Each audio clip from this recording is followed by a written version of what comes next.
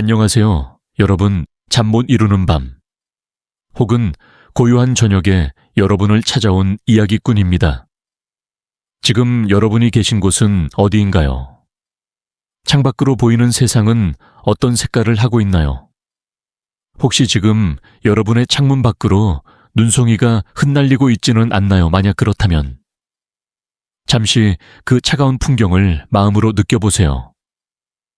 그 눈송이 하나하나가 마치 아주 먼 옛날 우리 행성이 겪었던 기나긴 겨울의 조각들처럼 느껴질지도 모릅니다. 우리가 지금 서 있는 이 땅, 이 편안한 공간은 한때 꽁꽁 얼어붙어 거대한 얼음공이 되어버린 적이 있었습니다. 상상조차 하기 힘든 이야기죠. 여러분은 아마 그곳에서 살아남지 못했을 겁니다. 저 역시 마찬가지일 거고요. 그러니 이 이야기에 너무 깊이 빠지기 전에 잠시 시간을 내어 이 영상에 좋아요를 누르고 구독해 주세요. 물론 제가 들려드리는 이야기가 정말 마음에 드신다면요. 자, 이제 편안하게 몸을 눕히거나 기댄 채 눈을 감고 제 목소리에 귀를 기울여 보세요. 우리는 아주 먼 시간 여행을 떠날 겁니다. 시간의 흐름을 거꾸로 돌려 우리의 지구가 아직 따뜻한 품을 간직하고 있던 그 순간으로 말이죠. 우리는 지금부터 약 7억 년 전 지구 역사에서 가장 극적인 사건 중 하나였던 눈덩이 지구 시대로 향합니다. 이 시기는 우리 행성 전체가 두껍고 차가운 얼음으로 뒤덮여 있었던 마치 우주 공간의 고독한 얼음 행성 같았던 시간이었습니다. 우리는 그 혹독한 겨울의 속삭임 속으로 들어가 생명이 어떻게 그 시간을 견뎌냈는지, 그리고 우리의 행성이 어떻게 다시 살아났는지에 대한 거대한 서사시를 풀어낼 것입니다. 수십억 년에 걸쳐 짜인 테피스트리 같은 지구의 역사 속에서 이 눈덩이 지구 시기는 마치 실수로 찢어진 거대한 구멍처럼 보입니다. 하지만 그 구멍은 단순한 공백이 아니라 오히려 생명이라는 실이 더욱 단단하게 엮이게 된 시험대였습니다. 우리는 고대 역사학자들이 오래된 문서를 해독하듯 지질학적 기록이라는 페이지를 넘겨가며 그 시절의 이야기를 읽어낼 것입니다. 그 기록들은 우리에게 얼어붙은 대륙의 풍경과 차갑게 굳어버린 바다의 깊이를 속삭여줍니다. 지구는 살아있는 유기체와 같습니다. 끊임없이 움직이고 변화하며 스스로를 조율합니다. 하지만 약 7억 년 전, 이 거대한 유기체는 마치 깊은 동면에 빠진 것처럼 보였습니다. 그 어떤 생명체의 흔적도 찾기 어려울 만큼 모든 것이 얼음 아래에 잠겨 있었죠. 이 현상을 과학자들은 눈덩이 지구 가설이라고 부릅니다. 말 그대로 지구가 거대한 눈덩이처럼 변해버렸다는 의미입니다. 태양의 따뜻한 빛조차 거대한 얼음층에 반사되어 우주로 흩어졌고 행성은 점점 더 차가워졌습니다. 이것은 단순히 추운 날씨나 빙하기를 이야기하는 것이 아닙니다. 우리가 흔히 알고 있는 빙하기는 북극과 남극에 거대한 빙하가 형성되고 일부 지역이 얼음으로 덮이는 정도입니다. 하지만 눈덩이 지구는 그야말로 행성 전체가 얼음으로 뒤덮인 상태를 의미합니다. 심지어 적도 지방의 바다까지도 수백 미터 두께의 얼음으로 덮여 있었다고 추정됩니다. 어떤 과학자들은 이 얼음층이 1.5km에 달했을 것이라고 이야기하기도 합니다. 상상해 보세요. 우리가 지금 살고 있는 이 세상이 완전히 하얗고 차가운 얼음으로 뒤덮인 모습을요. 바다는 더 이상 푸른 물결을 품지 않고 대륙은 하얀 눈 아래에 잠들어 있습니다. 바람은 얼음 표면을 스치며 차가운 울림만을 남겼을 겁니다. 이런 극단적인 환경은 어떻게 시작되었을까요?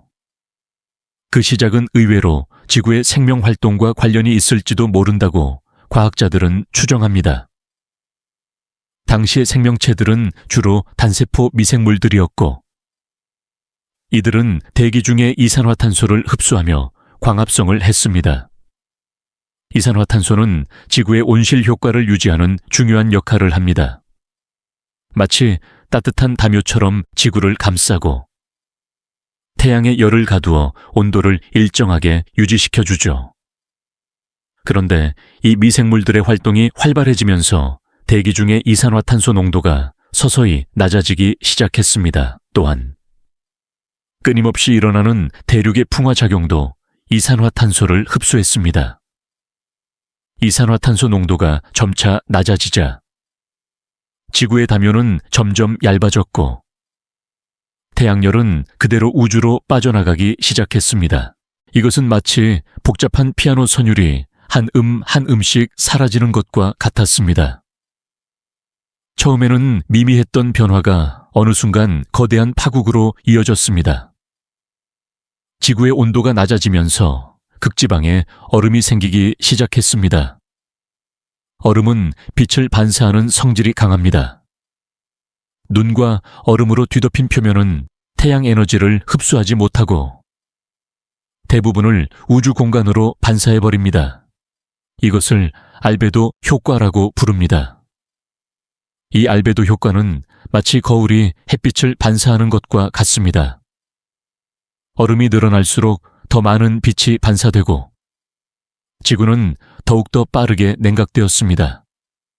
이것은 멈출 수 없는 악순환에 빠져들었습니다. 마치 눈덩이가 언덕을 굴러 내려가면서 점점 더 커지는 것처럼 말이죠.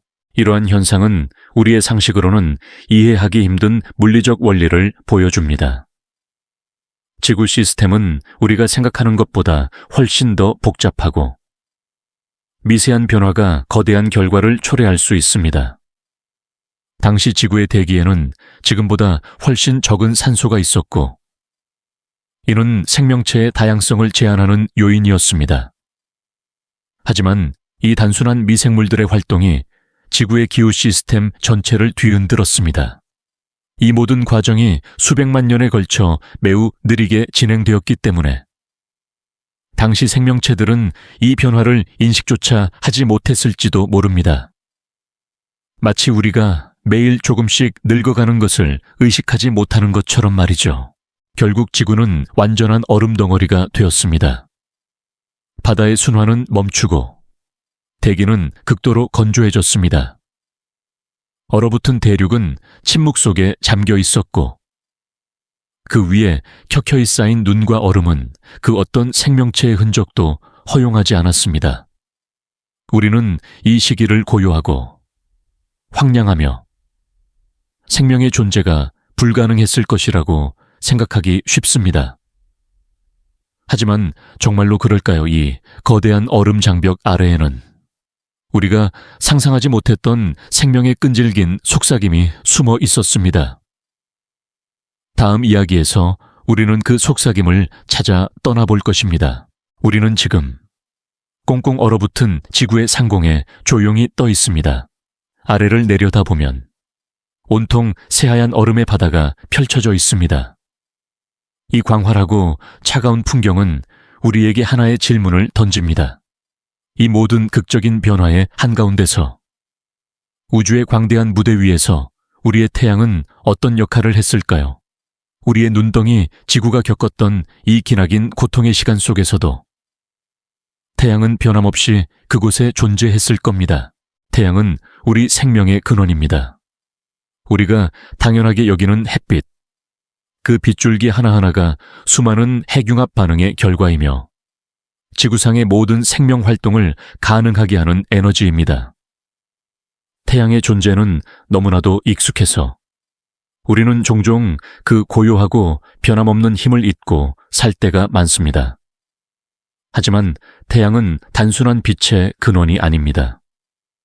그것은 우리의 시간에 직조된 양탄자를 풀어내는 거대한 시계이며 우주의 복잡한 춤에서 우리 행성의 궤도를 붙잡아두는 고요한 닻입니다. 눈덩이 지구 시대로 돌아가 보면 태양의 역할은 더욱 미묘하고 중요했습니다. 그 당시 태양은 지금 우리가 보는 태양과 조금 달랐을 것이라고 과학자들은 추정합니다. 태양은 수십억 년에 걸쳐 서서히 밝아져 왔습니다. 이는 별의 진화 과정에서 자연스러운 현상입니다. 태양이 내부의 수소를 헬륨으로 바꾸는 핵융합 반응을 지속하면서 그 중심부는 점점 밀도가 높아지고 뜨거워지기 때문입니다. 그래서 약 7억 년 전 눈덩이 지구가 형성되었을 당시의 태양은 지금보다 약 5에서 10% 정도 어두웠을 것이라고 추정됩니다. 이 5에서 10%의 차이가 무엇을 의미할까요? 겉보기에는 사소한 차이처럼 들립니다. 하지만 행성의 기후 시스템에서 이 정도의 에너지 변화는 엄청난 영향을 미칠 수 있습니다. 마치 아주 미세한 바늘로 섬세한 균형을 깨뜨리는 것과 같습니다. 지구가 온실 효과라는 다묘를 가지고 있었음에도 불구하고 태양의 에너지가 지금보다 조금이라도 약했다는 것은 냉각 과정이 시작될 수 있는 취약한 조건을 제공했을 수 있습니다. 우리는 흔히 태양 상수라는 개념을 사용합니다. 이는 지구 대기권 밖에서 태양 복사 에너지가 받는 평균 에너지를 의미합니다.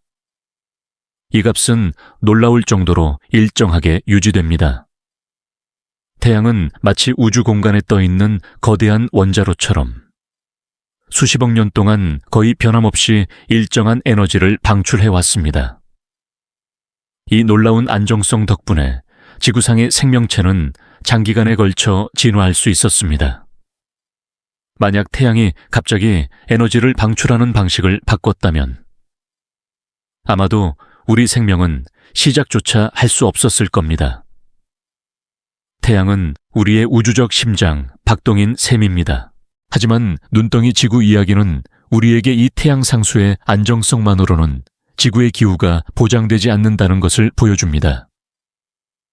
태양은 고독하지만 헌신적인 별로서 변함없이 빛과 열을 지구로 보냈습니다. 문제는 지구 내부, 즉 지구의 대기 구성과 표면 상태에 있었습니다.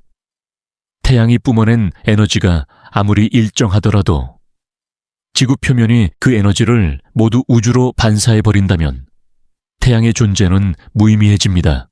이것이 바로 태양이 은하의 고독한 별로 불리는 이유입니다. 태양계에서 태양은 홀로 빛나는 에너지원이지만 그 에너지를 받아들이고 생명을 꽃피우는 것은 오롯이 지구의 몫입니다. 눈덩이 지구 시기. 태양은 마치 수십억 킬로미터 떨어진 곳에서 자신의 자식이 병들어 가는 것을 바라보는 부모처럼 느껴졌을지도 모릅니다. 태양은 끊임없이 빛을 보냈지만 지구의 표면은 그 빛을 받아들이지 않고 차갑게 거부했습니다. 이 아이러니는 우주적 규모의 미스터리를 보여줍니다.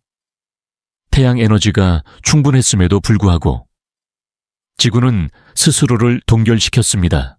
이 시점에서 우리는 하나의 흥미로운 질문을 던져볼 수 있습니다.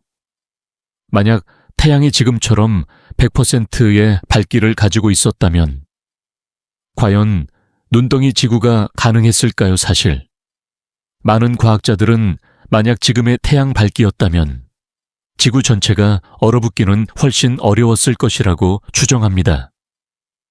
이것은 대기 중 이산화탄소와 태양 에너지가 얼마나 섬세한 균형을 이루고 있는지를 보여주는 중요한 단서입니다.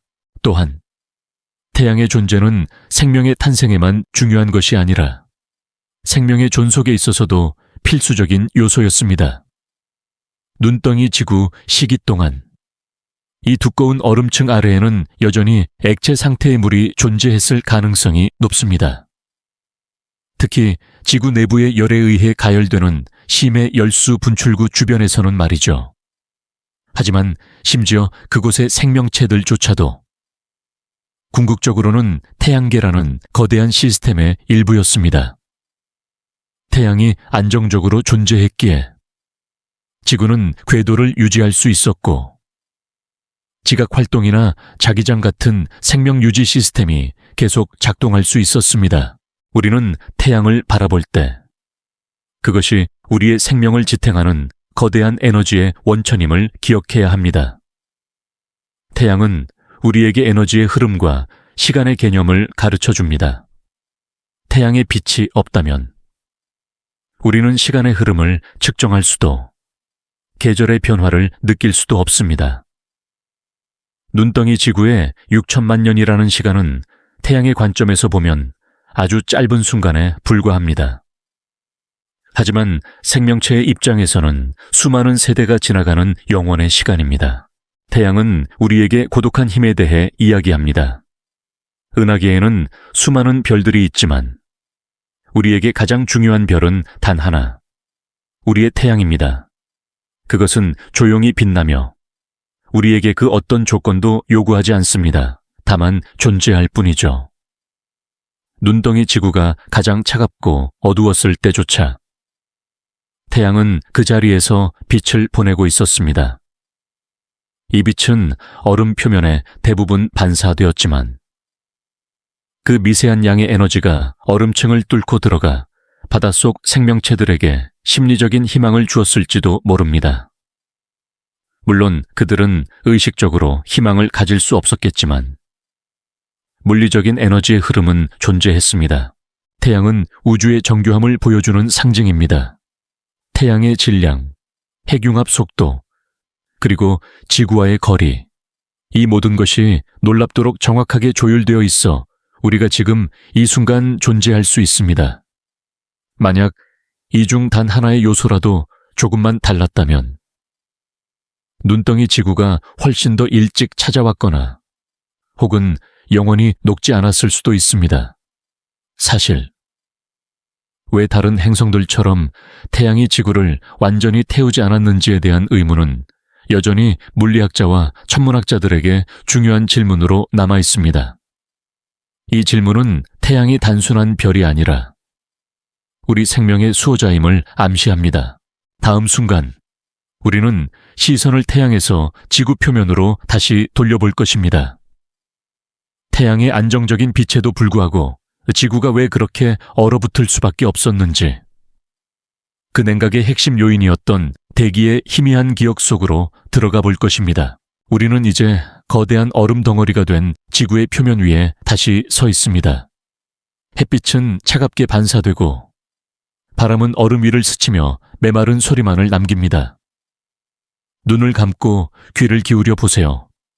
이 침묵 속에서 마치 아주 희미한 기억처럼 들려오는 소리가 있습니다. 그것은 바로 이 모든 비극을 초래하고 동시에 이 모든 것을 끝낼 실마리였던 대기의 속삭임입니다. 대기는 마치 지구의 숨결과 같습니다.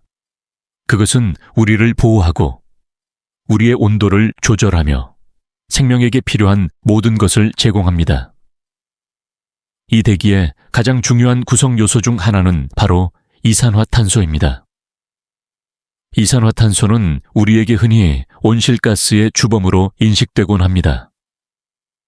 마치 지구를 뜨겁게 만드는 악당처럼요.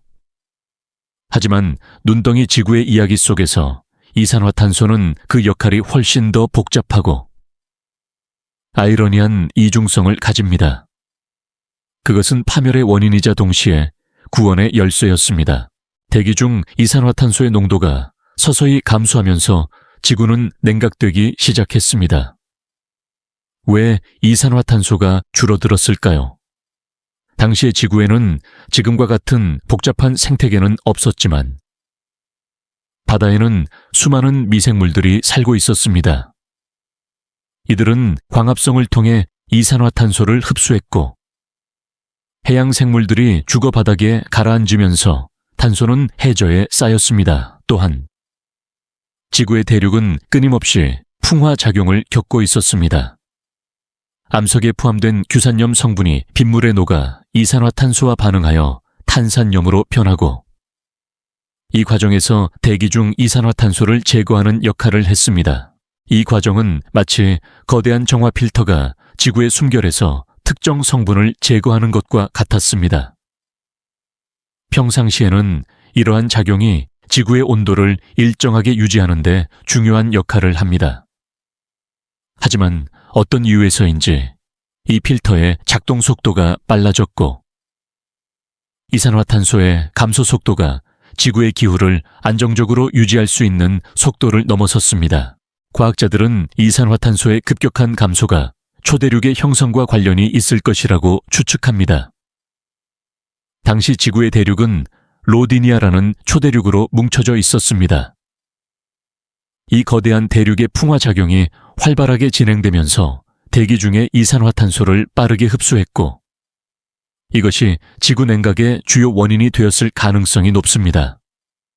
마치 거대한 스펀지가 대기 속의 탄소를 모두 빨아들이는 것처럼 말이죠.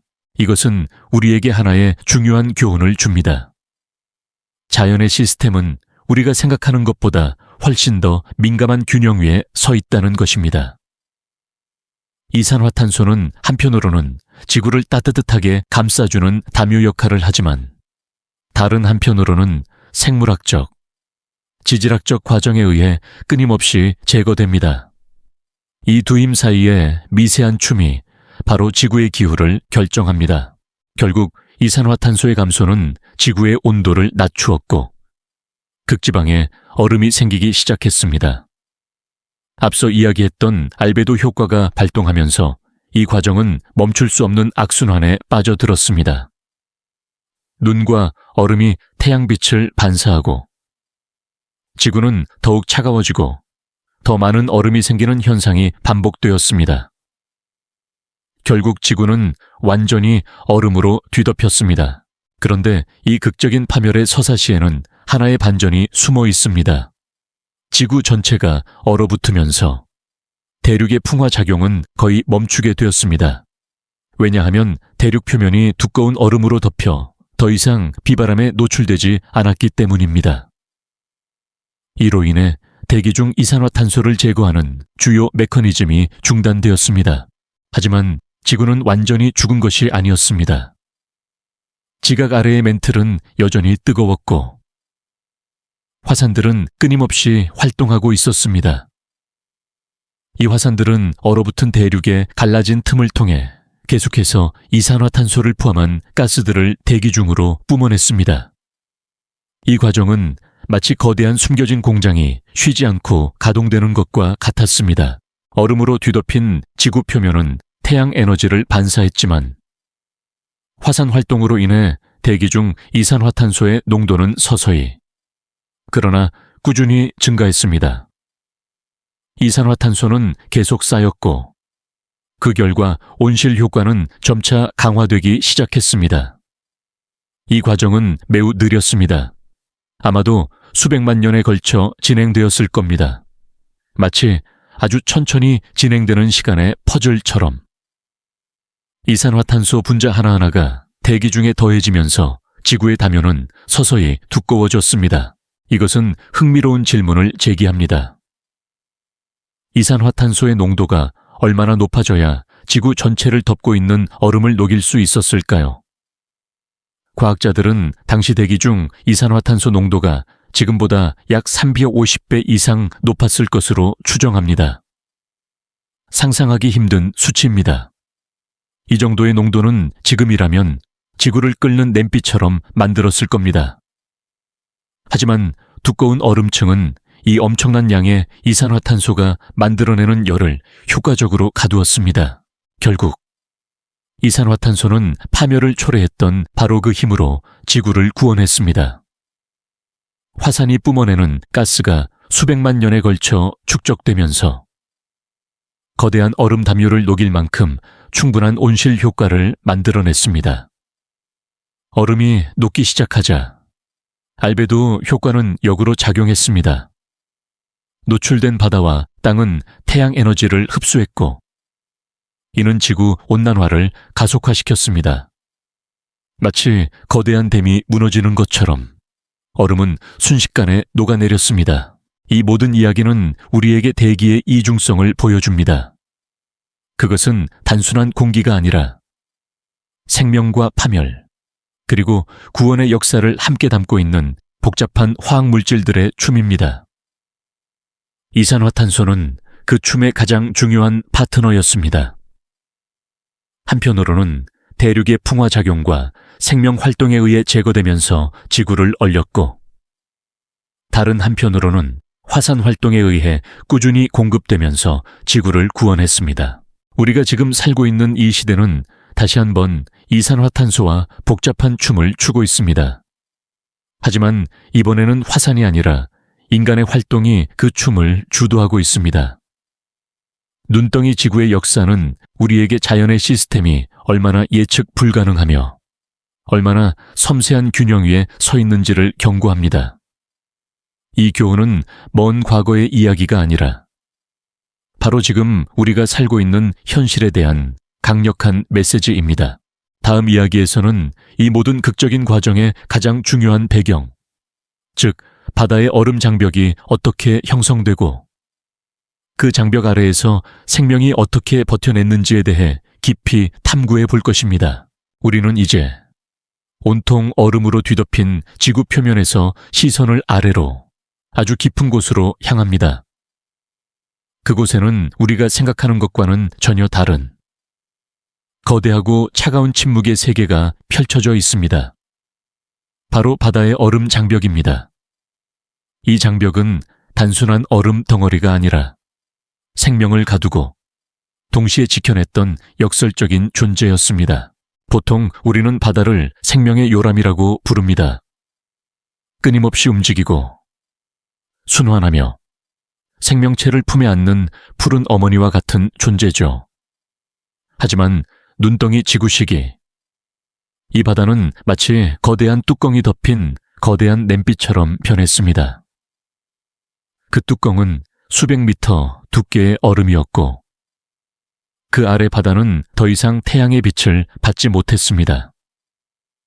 태양 에너지를 받아 깊숙이 전달하는 해양 순환은 멈춰버렸습니다. 해양 순환은 지구의 기후 시스템에서 매우 중요한 역할을 합니다. 따뜻한 적도 지방의 바닷물이 극지방으로 이동하여 열을 전달하고 차가워진 물은 다시 심해로 가라앉아 적도 지방으로 돌아옵니다. 이 거대한 순환은 마치 지구의 심장처럼 끊임없이 뛰며 지구 전체의 온도를 고르게 분배합니다. 하지만 눈덩이 지구시기, 표면이 모두 얼어붙으면서 이 순환은 완전히 멈춰버렸습니다. 바다는 더 이상 푸른 심장이 아니라 차가운 감옥이 되었습니다. 얼음 장벽이 형성되면서 바다의 표층에 살던 많은 생명체들은 멸종의 위기에 처했습니다. 햇빛을 이용해 광합성을 하던 식물성 플랑크톤들은 빛이 없는 환경에서 더 이상 생존할 수 없었습니다. 이들은 해양 생태계 먹이사슬의 가장 밑바닥을 이루는 중요한 존재였는데 이들이 사라지면서 그들을 먹고 살던 작은 생명체들도 함께 사라졌습니다. 바다는 표층부터 서서히 죽어가기 시작했습니다. 하지만 이 얼음 장벽 아래에는 여전히 액체 상태의 바닷물이 존재했습니다. 압력과 염분 때문에 얼음은 바다 전체를 얼리지 못했습니다. 과학자들은 얼음층 아래에 약 1.5km 깊이의 액체 바다가 남아 있었을 것이라고 추정합니다. 이 바다는 빛이 닿지 않는 영원한 어둠 속에 잠겨 있었습니다. 하지만 그곳에는 바다의 깊은 기억을 간직한 채 살아남은 생명체들이 있었습니다. 이들은 극한의 환경 속에서 생명을 이어가는 끈질긴 생존자들이었습니다. 우리는 이 바다 깊은 곳으로 내려가 그들의 이야기를 들어야 합니다. 그들은 어떻게 빛이 없는 어둠 속에서 살아남았을까요? 그 해답은 태양이 아닌 바로 지구 자체의 내부에서 찾을 수 있습니다. 다음 장에서 더 자세히 이야기하겠지만 지각 아래의 멘틀 활동으로 인해 뜨거운 물을 뿜어내는 심해 열수 분출구가 그들의 안식처이자 유일한 생명의 오아시스였습니다. 이 분출구 주변에는 태양 에너지가 아닌 화학 에너지를 이용해 살아가는 독특한 생태계가 형성되었습니다. 이들은 마치 칠흑 같은 어둠 속에서 희미하게 빛나는 밤하늘의 불씨와 같았습니다. 이 모든 과정은 우리에게 하나의 심오한 진리를 말해줍니다. 생명은 우리가 생각하는 것보다 훨씬 더 다양한 방식으로 존재할 수 있다는 것입니다. 우리는 흔히 생명의 근원을 태양이라고 생각합니다. 하지만 눈덩이 지구의 바다는 우리에게 태양이 없는 환경에서도 생명이 끈질기게 존속할 수 있음을 보여주었습니다. 이것은 우주 생물학자들에게 매우 중요한 시사점을 던져줍니다. 태양계 밖에 다른 행성이나 위성에도 만약 그곳에 액체 상태의 물과 열원이 있다면 생명체가 존재할 수 있다는 희망을 품게 합니다. 얼음 장벽은 바다를 고립시켰지만 동시에 그들을 보호하는 방패의 역할도 했습니다. 외부의 혹독한 기후 변화로부터 바다 깊은 곳에 생명체들을 격리시켰고 이로 인해 그들은 멸종하지 않고 살아남을 수 있었습니다. 만약 바다가 완전히 얼어붙지 않았다면 또는 얼음이 수백만 년 동안 지속되지 않았다면 이 심해의 생명체들은 진화할 기회를 얻지 못했을지도 모릅니다. 이 역설적인 상황은 마치 자연의 거대한 실험처럼 느껴집니다. 하지만 이 얼음 장벽은 단순히 바닷속 생명체에게만 영향을 미친 것이 아니었습니다. 바다와 대기 사이에 상호작용이 멈추면서 대기 중 산소 농도에도 큰 변화가 일어났습니다. 바다의 순환이 멈추자 바닷속에 녹아있던 산소가 대기 중으로 방출되는 과정이 중단되었습니다. 또한 바다 표층의 광합성 생물들이 사라지면서 새로운 산소의 생산도 거의 멈췄습니다. 이로 인해 대기 중 산소 농도는 크게 감소했을 것으로 추정됩니다. 이것은 흥미로운 의문을 남깁니다. 만약 산소 농도가 매우 낮았다면 그 이후에 복잡한 생명체가 어떻게 진화할 수 있었을까요? 사실 우리는 아직 이 질문에 대한 명확한 답을 알지 못합니다. 눈덩이 지구 시대에 살아남은 생명체들은 대부분 산소 없이도 살 수 있는 혐기성 생물들이었을 겁니다. 하지만 이후에 지구의 환경이 다시 따뜻해지면서 산소 농도가 회복되었고 이것이 캄브리아기 대폭발을 가능하게 한 중요한 요인이었을 것이라고 과학자들은 추측합니다. 바다의 얼음 장벽은 우리에게 자연의 회복력과 생명의 끈기에 대한 이야기를 들려줍니다. 수백만 년 동안 어둠 속에 갇혀 있었지만 바다는 죽지 않았습니다. 그들은 인고의 시간을 견디며 언젠가 얼음이 녹고 다시 태양의 빛을 받게 될 날을 기다렸습니다. 그들의 기다림은 헛되지 않았습니다. 얼음이 녹아내린 후 바다는 다시 활기를 되찾았고 그 깊은 곳에서 살아남은 생명체들은 지구의 새로운 역사를 만들어가는 주인공이 되었습니다. 다음 이야기에서는 이 모든 극적인 변화의 원동력이었던 화산의 심장 박동 속으로 들어가 볼 것입니다. 꽁꽁 얼어붙은 지표면 아래에서 끊임없이 열을 뿜어내며 지구를 다시 깨운 숨겨진 힘에 대해 이야기해 보겠습니다. 우리는 이제 꽁꽁 얼어붙은 지구의 심장부로 들어가려고 합니다. 위로는 수백 미터의 차가운 얼음이 그리고 그 위에는 태양의 빛을 반사하는 흰색의 망토가 덮여 있습니다. 이 모든 차가움 아래에서 지구는 여전히 뜨겁게 뛰고 있었습니다.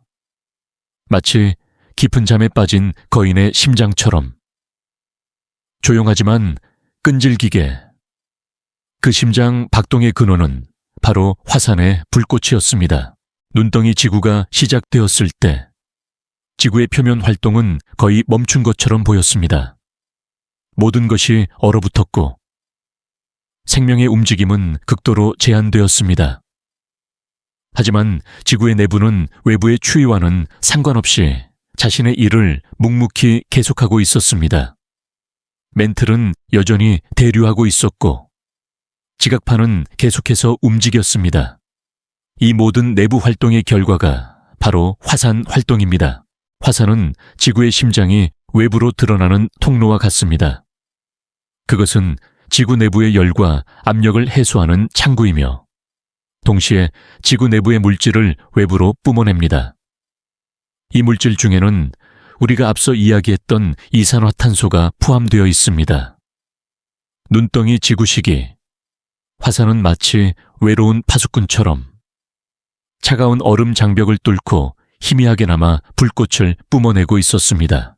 우리는 이 화산들이 얼마나 중요한 역할을 했는지 상상조차 하기 힘듭니다. 지구 표면의 모든 것이 얼어붙으면서 대륙의 풍화작용은 멈췄습니다.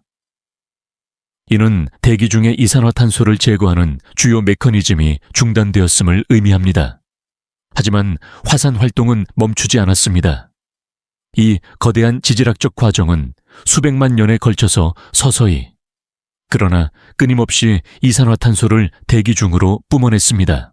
이것은 마치 거대한 저금통에 아주 조금씩, 그러나 꾸준히 동전을 넣는 것과 같았습니다. 화산이 한번 폭발할 때마다 아주 미량의 이산화탄소가 대기 중으로 추가되었습니다. 하지만 6천만 년이라는 긴 시간 동안 이 과정이 반복되면서 대기 중 이산화탄소의 농도는 상상할 수 없을 만큼 높아졌습니다. 과학자들은 눈덩이 지구가 끝날 무렵의 대기 중 이산화탄소 농도가 지금보다 수백 배나 높았을 것이라고 추정합니다. 이 엄청난 양의 이산화탄소는 얼어붙은 지구에게는 생명의 담요가 되었습니다. 햇빛이 얼음층에 반사되어 우주로 흩어질 때 이산화탄소 분자들은 마치 열을 가두는 작은 보석처럼 작용했습니다. 그들은 태양에서 오는 에너지를 직접 가두지는 못했지만 지구 내부에서 방출되는 열을 붙잡아 두었습니다. 이 과정은 매우 느렸지만 꾸준히 진행되었습니다. 화산 활동은 단순히 이산화탄소만을 뿜어낸 것이 아닙니다. 화산재와 먼지도 함께 대기 중으로 방출했습니다. 이 먼지들은 얼음 표면에 쌓여 얼음의 반사율을 낮추는 역할을 했을 것입니다. 흰색은 빛을 반사하지만 검은색 먼지는 빛을 흡수합니다. 화산재로 인해 얼음 표면이 어두워지면서 얼음은 태양 에너지를 조금씩 흡수하기 시작했을 겁니다. 이것은 마치 불씨를 살리기 위해 집단을 던지는 것과 같았습니다. 이 미세한 변화가 결국 거대한 변화의 시작점이 되었습니다. 화산의 역할은 이 모든 과정에서 마치 고요한 영웅과 같았습니다. 그들은 표면의 혹독한 추위에도 불구하고 지구의 생명력을 유지하는 마지막 보루였습니다. 만약 화산 활동이 멈추었다면 지구는 영원히 얼어붙은 채로 남아 있었을지도 모릅니다. 하지만 지구는 살아있는 행성입니다. 그 내부에 숨겨진 불길은 겉으로 드러나지 않았을 뿐 결코 꺼지지 않았습니다. 이 모든 이야기는 우리에게 지질학적 순환의 중요성을 깨닫게 해줍니다. 우리가 지금 보고 있는 산맥과 바다는 수십억 년에 걸친 지각판의 움직임과 화산 활동의 결과입니다. 이 모든 과정은 지구의 기후와 생태계를 조율하는 중요한 역할을 합니다. 눈덩이 지구의 이야기는 이 순환이 잠시 멈췄을 때 어떤 일이 일어나는지, 그리고 이 순환이 다시 작동했을 때 어떤 기적을 만들어낼 수 있는지를 보여주는 완벽한 예시입니다. 이 과정에서 하나의 흥미로운 미스터리가 있습니다. 어떻게 화산들은 6천만 년이라는 긴 시간 동안 멈추지 않고 꾸준히 활동할 수 있었을까요, 사실?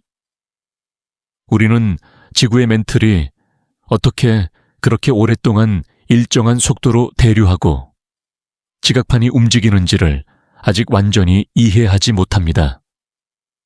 이것은 단순히 물리적인 법칙을 넘어 행성 전체의 에너지가 어떻게 순환하는지에 대한 깊은 질문을 제기합니다. 화산들은 마치 이 거대한 순환의 비밀을 간직한 침묵의 증인과 같습니다. 결국 수백만 년에 걸친 화산 활동으로 인해 대기 중 이산화탄소 농도가 임계점에 도달했을 때 지구는 스스로의 힘으로 얼음에서 벗어날 수 있었습니다. 온실 효과로 인해 온도가 상승하면서 적도 부근의 얼음이 먼저 녹기 시작했습니다. 얼음이 사라진 바다는 태양 에너지를 흡수했고 이는 다시 온난화를 가속화시켰습니다. 마치 거대한 댐이 무너지듯 얼음은 순식간에 녹아내렸습니다. 이러한 해빙 과정은 단순한 온난화가 아니었습니다. 그것은 지구 전체의 대격변이었습니다. 거대한 얼음이 녹으면서 막대한 양의 담수가 바다로 유입되었고 해수면은 급격히 상승했습니다. 바다의 순환은 다시 시작되었고 이는 새로운 생명의 역사를 열었습니다. 다음 이야기에서는 이 해빙 과정이 어떻게 바다의 부활로 이어졌는지에 대해 깊이 탐구해 볼 것입니다. 얼음 아래에 갇혀 있었던 영양분들이 어떻게 바다 표면으로 올라와 새로운 생명의 축제를 열었는지에 대한 서사시를 풀어보겠습니다. 우리는 이제 꽁꽁 얼어붙은 지구의 심장부로 들어가려고 합니다. 위로는 수백 미터의 차가운 얼음이, 그리고 그 위에는 태양의 빛을 반사하는 흰색의 망토가 덮여 있습니다. 이 모든 차가움 아래에서 지구는 여전히 뜨겁게 뛰고 있었습니다. 마치 깊은 잠에 빠진 거인의 심장처럼 조용하지만 끈질기게. 그 심장 박동의 근원은 바로 화산의 불꽃이었습니다. 눈덩이 지구가 시작되었을 때 지구의 표면 활동은 거의 멈춘 것처럼 보였습니다. 모든 것이 얼어붙었고 생명의 움직임은 극도로 제한되었습니다. 하지만 지구의 내부는 외부의 추위와는 상관없이 자신의 일을 묵묵히 계속하고 있었습니다. 멘틀은 여전히 대류하고 있었고 지각판은 계속해서 움직였습니다. 이 모든 내부 활동의 결과가 바로 화산 활동입니다. 화산은 지구의 심장이 외부로 드러나는 통로와 같습니다. 그것은 지구 내부의 열과 압력을 해소하는 창구이며 동시에 지구 내부의 물질을 외부로 뿜어냅니다. 이 물질 중에는 우리가 앞서 이야기했던 이산화탄소가 포함되어 있습니다. 눈덩이 지구시기.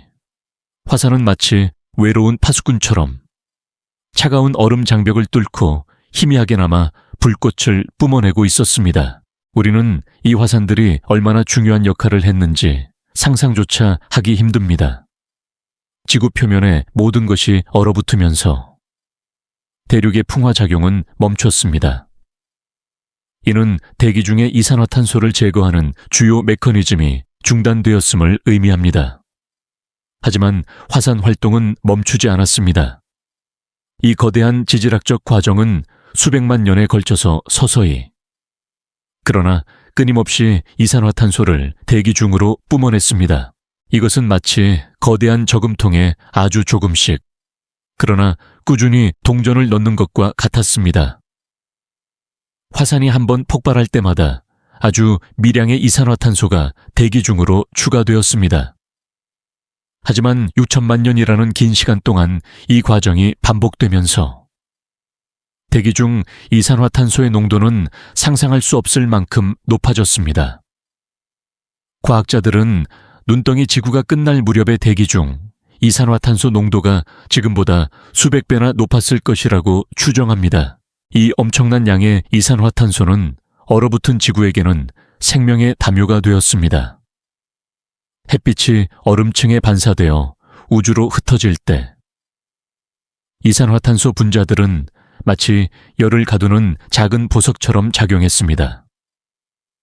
그들은 태양에서 오는 에너지를 직접 가두지는 못했지만 지구 내부에서 방출되는 열을 붙잡아 두었습니다. 이 과정은 매우 느렸지만 꾸준히 진행되었습니다. 화산 활동은 단순히 이산화탄소만을 뿜어낸 것이 아닙니다. 화산재와 먼지도 함께 대기 중으로 방출했습니다. 이 먼지들은 얼음 표면에 쌓여 얼음의 반사율을 낮추는 역할을 했을 것입니다. 흰색은 빛을 반사하지만 검은색 먼지는 빛을 흡수합니다. 화산재로 인해 얼음 표면이 어두워지면서 얼음은 태양 에너지를 조금씩 흡수하기 시작했을 겁니다. 이것은 마치 불씨를 살리기 위해 집단을 던지는 것과 같았습니다. 이 미세한 변화가 결국 거대한 변화의 시작점이 되었습니다. 화산의 역할은 이 모든 과정에서 마치 고요한 영웅과 같았습니다. 그들은 표면의 혹독한 추위에도 불구하고 지구의 생명력을 유지하는 마지막 보루였습니다. 만약 화산 활동이 멈추었다면 지구는 영원히 얼어붙은 채로 남아 있었을지도 모릅니다.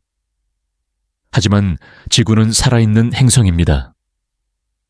그 내부에 숨겨진 불길은 겉으로 드러나지 않았을 뿐 결코 꺼지지 않았습니다. 이 모든 이야기는 우리에게 지질학적 순환의 중요성을 깨닫게 해줍니다. 우리가 지금 보고 있는 산맥과 바다는 수십억 년에 걸친 지각판의 움직임과 화산 활동의 결과입니다. 이 모든 과정은 지구의 기후와 생태계를 조율하는 중요한 역할을 합니다. 눈덩이 지구의 이야기는 이 순환이 잠시 멈췄을 때 어떤 일이 일어나는지, 그리고 이 순환이 다시 작동했을 때 어떤 기적을 만들어낼 수 있는지를 보여주는 완벽한 예시입니다. 이 과정에서 하나의 흥미로운 미스터리가 있습니다. 어떻게 화산들은 6천만 년이라는 긴 시간 동안 멈추지 않고 꾸준히 활동할 수 있었을까요, 사실? 우리는 지구의 멘틀이 어떻게 그렇게 오랫동안 일정한 속도로 대류하고 지각판이 움직이는지를 아직 완전히 이해하지 못합니다.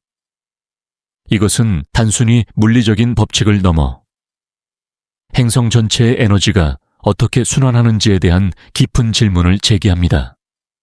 화산들은 마치 이 거대한 순환의 비밀을 간직한 침묵의 증인과 같습니다. 결국 수백만 년에 걸친 화산 활동으로 인해 대기 중 이산화탄소 농도가 임계점에 도달했을 때 지구는 스스로의 힘으로 얼음에서 벗어날 수 있었습니다. 온실 효과로 인해 온도가 상승하면서 적도 부근의 얼음이 먼저 녹기 시작했습니다. 얼음이 사라진 바다는 태양 에너지를 흡수했고 이는 다시 온난화를 가속화시켰습니다. 마치 거대한 댐이 무너지듯 얼음은 순식간에 녹아내렸습니다. 이러한 해빙 과정은 단순한 온난화가 아니었습니다. 그것은 지구 전체의 대격변이었습니다. 거대한 얼음이 녹으면서 막대한 양의 담수가 바다로 유입되었고 해수면은 급격히 상승했습니다. 바다의 순환은 다시 시작되었고 이는 새로운 생명의 역사를 열었습니다.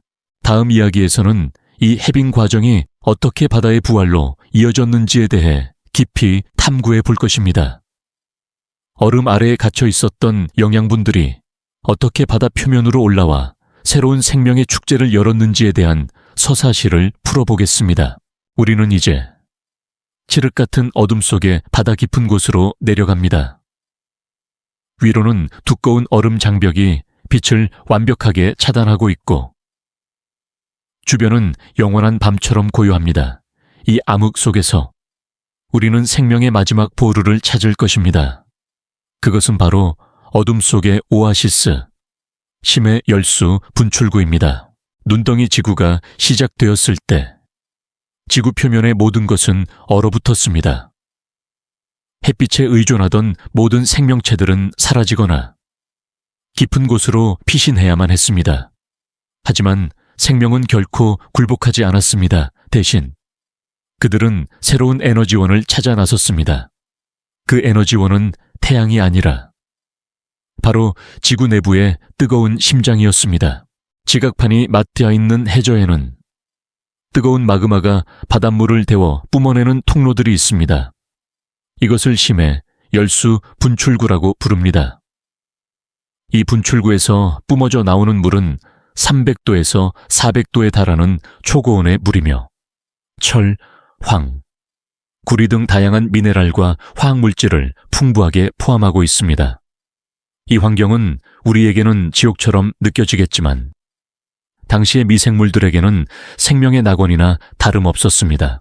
이곳의 생명체들은 태양의 빛을 이용하는 광합성 대신 화학물질을 이용하는 화학합성이라는 놀라운 능력을 진화시켰습니다. 마치 공기 중에 산소를 이용해 호흡하듯 그들은 심해 열수 분출구에서 뿜어져 나오는 황화수소와 같은 화학물질을 분해하여 에너지를 얻었습니다. 이 미생물들은 심해 열수 분출구 주변에서 하나의 거대한 생태계를 형성했습니다. 이 생태계는 우리가 흔히 아는 육지의 생태계와는 완전히 다른 방식으로 작동합니다. 육지 생태계의 먹이사슬은 햇빛을 이용하는 식물로부터 시작됩니다. 하지만 심해 열수 분출구 생태계는 화학합성 미생물들이 그 시작점입니다. 이 미생물들은 먹이사슬의 가장 아래에 위치하며 이들을 먹고 사는 작은 새우와 같은 갑각류, 그리고 이들을 다시 잡아먹는 더 큰 생명체들로 이루어진 독특한 먹이사슬을 형성했습니다. 이것은 우리에게 생명의 다양성과 회복력에 대한 중요한 교훈을 줍니다. 우리는 흔히 생명은 태양 없이는 존재할 수 없다고 생각하지만 눈덩이 지구의 바다는 우리에게 그 고정관념을 깨뜨리라고 말합니다. 생명은 주어진 환경에 맞춰 스스로를 변화시키고 새로운 에너지원을 찾아낼 수 있는 놀라운 능력을 가지고 있습니다. 하지만 이 오아시스에도 하나의 미스터리가 있습니다. 심해 열수 분출구 생태계는 과연 6천만 년이라는 긴 시간 동안 완전히 고립된 채로 살아남았을까요, 사실? 우리는 아직 이 질문에 대한 명확한 답을 알지 못합니다. 당시의 해저 지형과 분출구의 분포를 정확히 알 수 없기 때문입니다.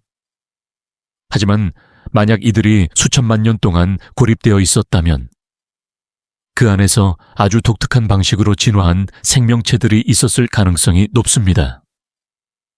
그들은 지구의 다른 생명체들과는 전혀 다른 방식으로 생존하고 번식했을 겁니다. 이 어둠 속의 오아시스는 단순히 생명체의 피난처가 아니었습니다. 그것은 지구의 가장 혹독한 시기에 생명의 씨앗을 보존하는 보물 창고였습니다. 이 씨앗들은 긴 겨울이 끝난 후 다시 한번 지구 전체로 퍼져나가 새로운 역사를 만들어냈습니다. 얼음이 녹고 바다가 다시 활기를 되찾았을 때 심해에 갇혀 있었던 생명체들은 새로운 환경으로 진출하여 진화를 시작했습니다. 또한 이 심해 생태계는 우리가 미래에 외계 생명체를 찾을 때 어디를 봐야 하는지에 대한 힌트를 줍니다. 목성의 위성인 유로파나 토성의 위성인 엔셀라두스는 두꺼운 얼음층 아래에 거대한 바다를 가지고 있을 것으로 추정됩니다. 만약 그곳의 심해, 열수 분출구와 같은 여론이 존재한다면 지구의 눈덩이 지구 시기처럼 그곳에서도 생명체가 번성하고 있을 가능성이 높습니다. 눈덩이 지구 시대의 생명체의 끈기는 우리에게 깊은 영감을 줍니다. 그들은 빛이 사라진 어둠 속에서 거대한 압력과 혹독한 온도 변화를 견디며 살아남았습니다. 그들의 생존은 단순히 운이 좋았기 때문이 아닙니다. 그것은 주어진 환경에 완벽하게 적응하고 새로운 방식의 생존 전략을 만들어낸 진화의 결과입니다. 이 모든 이야기는 우리에게 우주의 위대함과 생명의 신비를 다시 한번 상기시켜 줍니다. 태양계 속에서 홀로 고독하게 버텨낸 지구의 모습은 우리에게 행성 자체의 회복력과 생명체의 끈기에 대한 놀라운 이야기를 들려줍니다. 다음 이야기에서는 6천만 년에 걸친 긴 겨울 동안 지구가 겪었을 우주적 변화와 태양계 속에서 홀로 고독하게 버텨낸 지구의 모습을 더 깊이 묘사해 보겠습니다. 우리는 이제 이 길고 긴 밤의 끝자락에 와 있습니다. 우리는 이제 꽁꽁 얼어붙은 지구를 떠나 우주 공간으로 시야를 확장합니다. 이 넓고 고요한 어둠 속에서 우리의 지구는 마치 하나의 은하의 고독한 별처럼 보입니다. 6천만 년에 걸쳐 차가운 잠에 빠져 있었던 이 행성은 태양계의 다른 행성들 사이에서 어떤 모습이었을까요? 이 기나긴 겨울 동안 우주적 관점에서 지구는 어떤 변화를 겪었을까요? 지구는 태양 주위를 매일 변함없이 공전하고 있습니다. 이 공전은 우리에게 계절을 가져다 주고 우리의 시간에 리듬을 부여합니다. 하지만 눈덩이 지구 시기 동안 이 계절의 변화는 거의 무의미했을 겁니다. 사계절 내내 온통 흰색의 얼음과 눈으로 뒤덮여 있었을 테니 말이죠. 태양에 가까워지는 여름에도 지구는 태양 에너지를 대부분 반사해버렸고, 태양에서 멀어지는 겨울에는 더욱 차가워졌을 겁니다.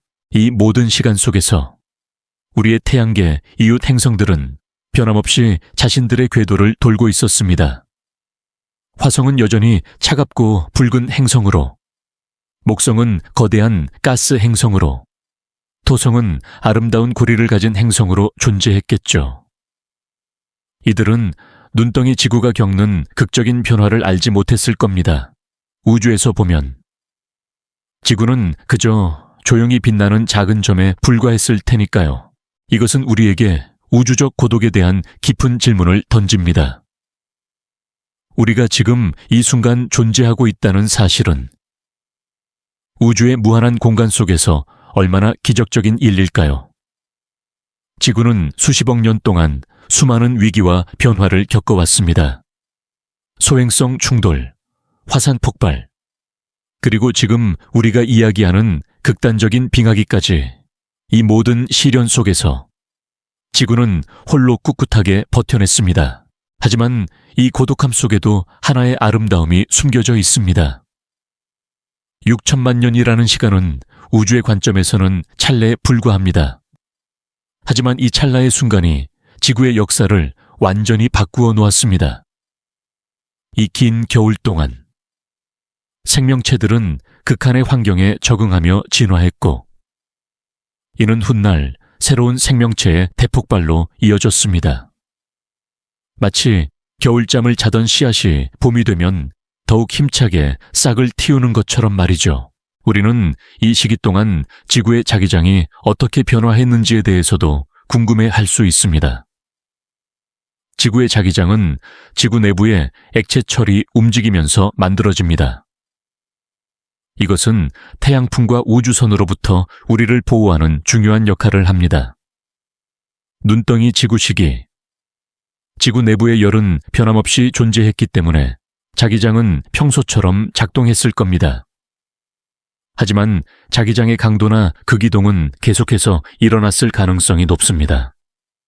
이것은 지구의 심장 박동이 외부의 환경과는 상관없이 계속되고 있었음을 의미합니다. 또한 이 시기에 지구에 충돌한 소행성이나 해성들이 어떤 영향을 미쳤을지에 대한 의문도 남습니다. 만약 거대한 소행성이 얼음으로 덮인 지구에 충돌했다면 그 충격은 어떤 결과를 가져왔을까요? 아마도 얼음층에 거대한 구멍을 냈을 것이고, 이로 인해 지각 아래의 물이 증발하여 대기 중 수증기 양을 늘리는 역할을 했을 수도 있습니다. 수증기는 이산화탄소와 함께 강력한 온실가스 역할을 합니다. 이것은 또 다른 방식으로 지구의 해빙을 촉진했을 수도 있다는 흥미로운 가설을 가능하게 합니다. 사실 우리는 이 거대한 얼음 바다 위에서 일어났을지도 모르는 우주적 사건들에 대해 아직 확실히 알지 못합니다. 이 모든 이야기는 우리에게 시간의 상대성을 가르쳐 줍니다. 6천만 년은 인간의 관점에서 보면 상상할 수 없을 만큼 긴 시간입니다. 하지만 지질학적 시간이나 우주의 관점에서는 아주 짧은 순간입니다. 이 짧은 순간이 지구의 생명체들에게는 영원처럼 느껴졌을 겁니다. 밤하늘의 불씨는 바로 이 고독한 행성이 가진 희망이었습니다. 그 불씨는 우리의 이야기 속에서 화산과 그리고 심해 열수 분출구에 숨어 있었습니다. 그것은 태양의 빛이 닿지 않는 곳에서도 생명이 꺼지지 않았음을 보여주는 증거였습니다. 결국 6천만 년이라는 긴 시간 동안 지구는 우주 속에서 홀로 고통스러운 시간을 견뎌냈습니다. 하지만 그 고독은 헛되지 않았습니다. 그 시간은 지구를 더욱 강하게 만들었고, 이후에 더욱 풍부한 생명체를 탄생시킬 수 있는 토대를 마련했습니다. 다음 이야기에서는 이 모든 고통의 끝을 알리는 얼음의 노래, 시간의 춤에 대해 이야기해 보겠습니다. 꽁꽁 얼어붙었던 지구가 어떻게 다시 깨어나고 생명의 봄을 맞이했는지에 대한 서사시를 풀어보겠습니다. 우리는 이제 6천만 년에 걸친 기나긴 겨울의 끝에 다가서고 있습니다. 꽁꽁 얼어붙었던 행성이 서서히 깨어나기 시작하는 순간, 그 모든 변화는 마치 얼음의 노래, 시간의 춤처럼 느껴집니다. 이 노래는 화산의 불꽃에서 시작되었고, 이 춤은 온실가스 분자들의 미세한 움직임으로 완성되었습니다. 눈덩이 지구를 해빙시킨 것은 바로 지구 자체의 내부 활동이었습니다. 우리가 앞서 이야기했던 것처럼 수백만 년에 걸쳐 화산들이 뿜어낸 막대한 양의 이산화탄소가 대기 중에 축적되었습니다. 이산화탄소는 강력한 온실가스로 열을 효과적으로 가두는 역할을 합니다. 이로 인해 지구의 온도는 서서히, 그러나 꾸준히 상승하기 시작했습니다. 이 과정은 매우 느렸지만 그 결과는 엄청난 파국적이면서도 동시에 새로운 시작을 알리는 것이었습니다. 온도가 임계점에 도달했을 때 변화는 갑작스럽게 찾아왔습니다. 처음에는 적도 지방의 얼음이 녹기 시작했을 겁니다. 얼음이 녹아내리면서 바다가 다시 노출되었고, 이 바다는 태양 에너지를 흡수했습니다. 이것은 앞서 설명했던 알베도 효과의 반대 작용입니다. 흰색 얼음이 빛을 반사하는 반면 푸른 바다는 빛을 흡수합니다. 이로 인해 온난화는 더욱 가속화되었고 얼음은 순식간에 녹아내렸습니다. 이 해빙 과정은 단순한 온난화가 아니었습니다.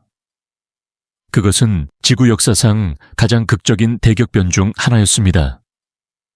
수백 미터 두께의 얼음이 녹아내리면서 엄청난 양의 담수가 바다로 흘러 들어갔습니다.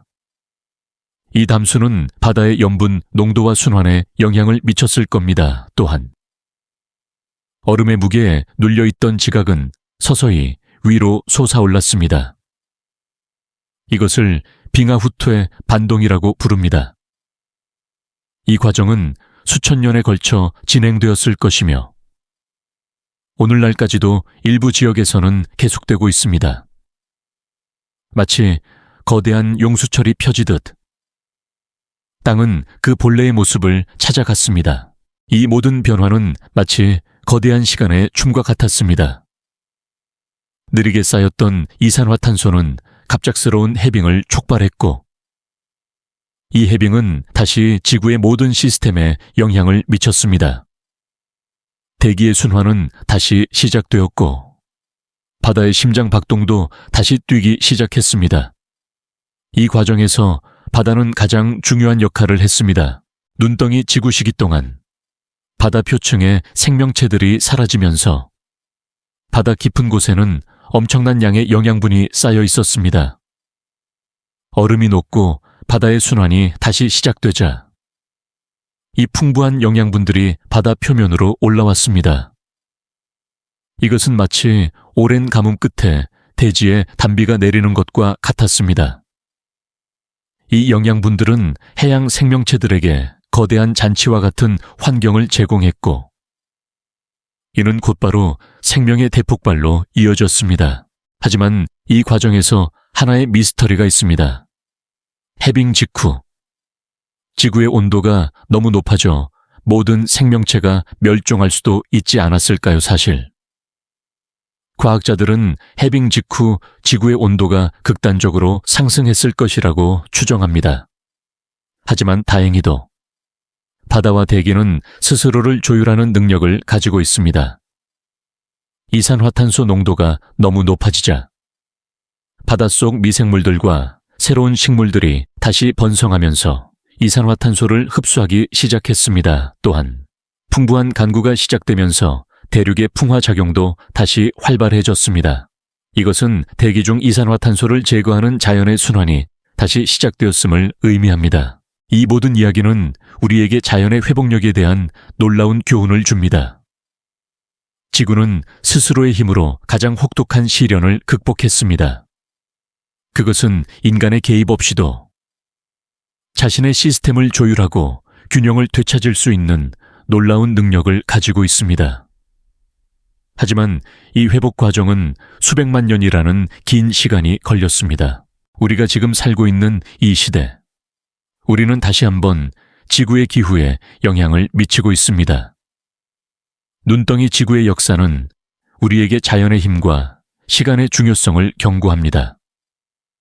우리가 아무리 빠른 속도로 지구를 변화시킨다고 해도 자연의 회복은 우리의 시간 개념을 훨씬 뛰어넘는다는 것을 말이죠. 다음 이야기에서는 얼음이 사라진 후 바다의 부활이 어떻게 이루어졌는지에 대해 더 깊이 이야기해 보겠습니다. 영양분이 가득한 바다에서 새로운 생명체들이 어떻게 번성하고 우리가 아는 생명의 다양성이 어떻게 시작되었는지에 대한 서사시를 풀어보겠습니다. 우리는 이제 6천만 년의 혹독한 겨울이 끝난 후 다시 깨어난 지구의 바다를 바라봅니다. 얼음 장벽은 사라졌고 태양의 빛은 이제 바다 깊숙이까지 스며들고 있습니다. 이 순간 바다는 더 이상 차가운 감옥이 아니라 새로운 생명의 축제를 준비하는 부활의 요람이 됩니다. 눈덩이 지구가 해빙되면서 바다는 엄청난 양의 영양분을 받았습니다. 이 영양분들은 어디에서 왔을까요? 첫째, 6천만 년 동안 얼음에 덮여 있었던 대륙의 풍화작용은 멈춰 있었지만 그 시간 동안 화산 활동은 꾸준히 진행되었습니다. 화산이 뿜어내는 가스에는 인, 질소와 같은 생명의 필수적인 영양소들이 포함되어 있었습니다. 이 영양소들은 얼음 표면에 쌓여 있다가 해빙과 함께 바다로 흘러 들어갔습니다.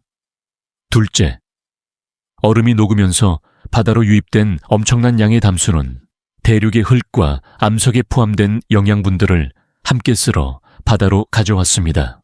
이것은 마치 오랜 시간 동안 닫혀 있었던 거대한 창고의 문이 열리는 것과 같았습니다.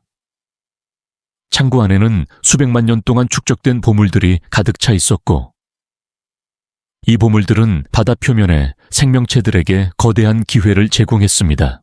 이 풍부한 영양분은 바다의 1차 생산자인 식물성 플랑크톤에게 엄청난 성장의 기회를 주었습니다.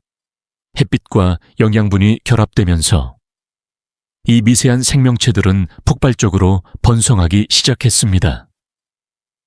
그들의 숫자는 기하급수적으로 늘어났고 바다는 다시 한번 푸른빛을 되찾았습니다. 이 식물성 플랑크톤들은 대기 중의 이산화탄소를 흡수하고 산소를 방출하는 중요한 역할을 했습니다. 이것은 지구의 대기 구성을 다시 한번 바꾸기 시작하는 첫 번째 단계였습니다. 하지만 바다의 부활은 단순히 표면에서만 일어난 것이 아니었습니다. 우리는 앞서 어둠 속의 오아시스에 대해 이야기했었죠. 그곳에서 살아남았던 심해 열수 분출구의 생명체들은 얼음이 녹고 바다의 순환이 다시 시작되자 새로운 환경으로 진출하기 시작했습니다. 그들은 이제 태양의 빛을 이용하는 새로운 생명체들과 경쟁하거나 혹은 새로운 먹이사슬을 형성했습니다. 이것은 생명의 대이동이자 새로운 적응의 시작이었습니다.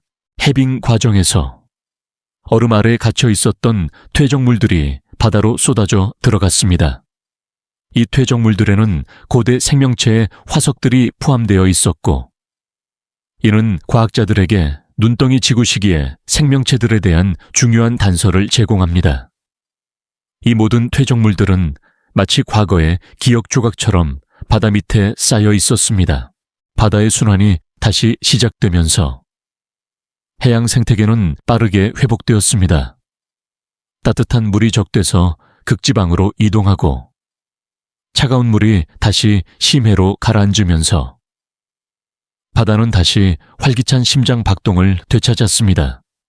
이 활발한 순환은 영양분과 산소를 받아 전체에 고르게 분배하는 역할을 했습니다. 이 모든 이야기는 우리에게 바다의 중요성을 다시 한번 상기시켜 줍니다. 바다는 단순한 물의 집합체가 아니라 지구의 기후와 생명체의 진화를 조율하는 거대한 시스템입니다. 눈덩이 지구의 역사는 바다가 잠시 기능을 멈췄을 때 어떤 일이 일어나는지를 극적으로 보여줍니다. 바다가 다시 부활했을 때 그것은 지구 전체의 부활을 의미했습니다. 하지만 이 과정에서 하나의 미스터리가 있습니다. 해빙 직후의 바다는 과연 어떤 모습이었을까요? 과학자들은 해빙 직후의 바다가 극도로 혼란스러웠을 것이라고 추정합니다. 거대한 양의 담수가 흘러 들어오면서 바다의 염분 농도가 급격하게 변했고, 이는 많은 생명체들에게 충격을 주었을 겁니다. 또한 대기 중에 높은 이산화탄소 농도는 바다를 산성화시켰을 가능성이 높습니다. 이 모든 혼란 속에서도 생명은 끈질기게 적응하고 진화했습니다. 이 모든 이야기는 우리에게 자연의 회복력과 생명의 끈기에 대한 놀라운 교훈을 줍니다. 수백만 년 동안 어둠 속에 갇혀 있었지만 바다는 죽지 않았습니다. 그것은 인고의 시간을 견디며 새로운 생명의 시작을 준비했습니다. 다음 이야기에서는 이 바다의 부활이 어떻게 산소의 귀환으로 이어졌는지에 대해 이야기해 보겠습니다. 바다의 작은 미생물들이 어떻게 대기 중 산소 농도를 높이고 이로 인해 복잡한 생명체가 진화할 수 있는 토대가 마련되었는지에 대한 서사시를 풀어보겠습니다. 우리는 이제 부활한 바다의 활기찬 모습을 바라봅니다. 바다는 마치 거대한 생명의 잔치를 벌이는 듯 온갖 종류의 미세한 생명체들로 가득 차 있습니다.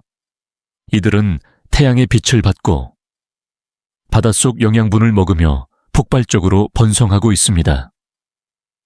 이 모든 번영의 결과는 단순히 바다를 푸르게 만든 것이 아니라 지구의 숨결 자체를 바꾸어 놓았습니다. 그것은 바로 산소의 귀환이었습니다.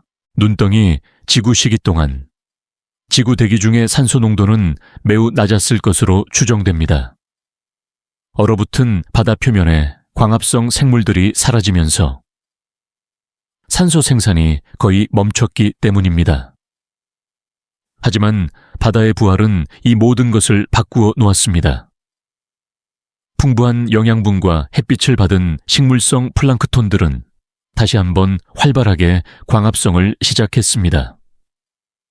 이들은 마치 보이지 않는 작은 공장처럼 끊임없이 대기 중으로 산소를 뿜어냈습니다.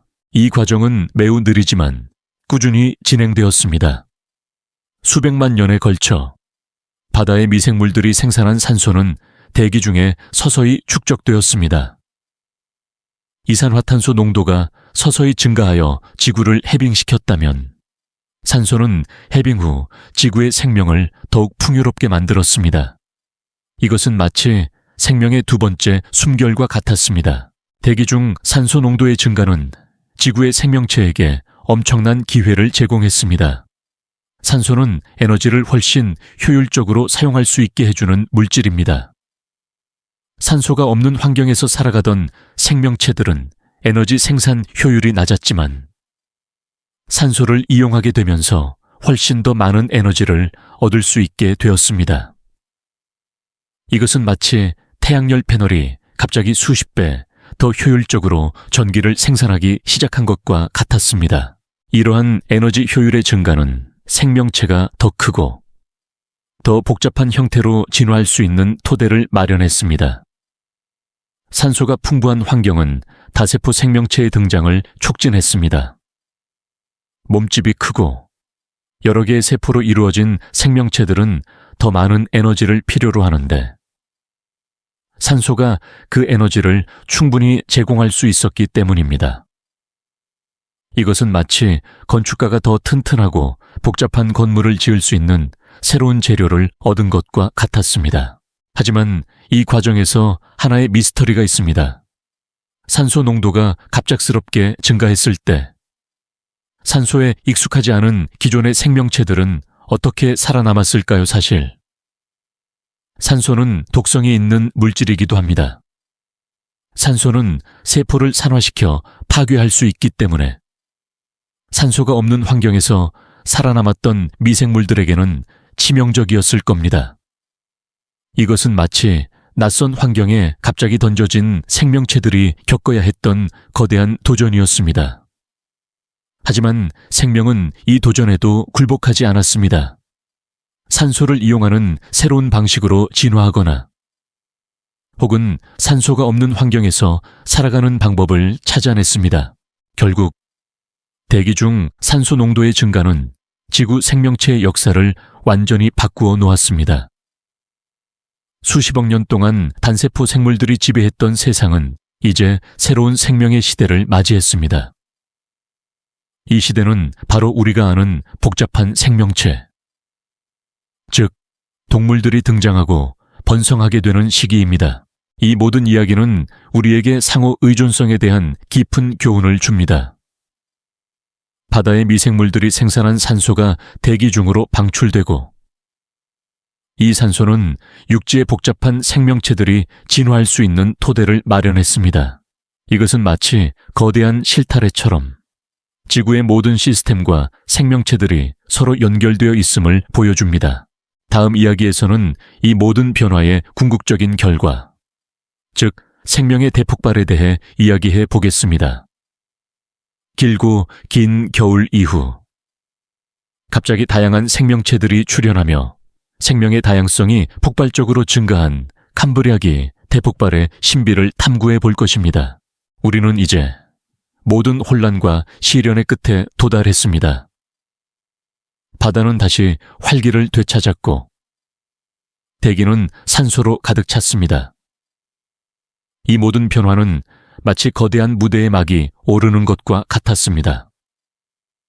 그리고 그 무대 위에서 생명의 역사는 가장 극적인 순간을 맞이합니다. 바로 생명의 대폭발, 즉 캄브리아기 대폭발의 신비입니다. 눈덩이 지구가 끝난 후 지구는 새로운 시대에 진입했습니다. 약 5억 4천만 년 전, 지질학적 기록에는 이전 시대와는 비교할 수 없을 정도로 다양한 생명체들의 화석이 갑자기 나타나기 시작합니다. 이 화석들은 척삭동물을 비롯한 오늘날 우리가 아는 거의 모든 동물문의 조상들이었습니다.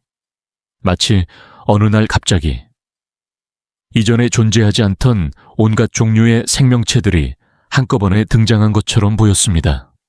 이것이 바로 캄브리아기 대폭발이라고 불리는 현상입니다. 이 현상은 오랫동안 과학자들에게 거대한 미스터리로 남아 있었습니다. 어떻게 수십억 년 동안 단세포 생물들이 지배하던 세상에서 갑자기 이렇게 복잡하고 다양한 생명체들이 출현할 수 있었을까요? 마치 하얀 도화지에 누군가 한꺼번에 수백 가지의 색깔을 칠한 것처럼 말이죠. 이 미스터리를 풀기 위해 우리는 눈덩이 지구의 역사를 다시 돌아봐야 합니다. 캄브리아기 대폭발은 단순히 우연히 일어난 사건이 아니었습니다. 그것은 눈덩이 지구가 남긴 유산의 결과물이었습니다. 길고 긴 겨울 동안 생명체들은 극한의 환경 속에서 생존하기 위해 끊임없이 진화했습니다.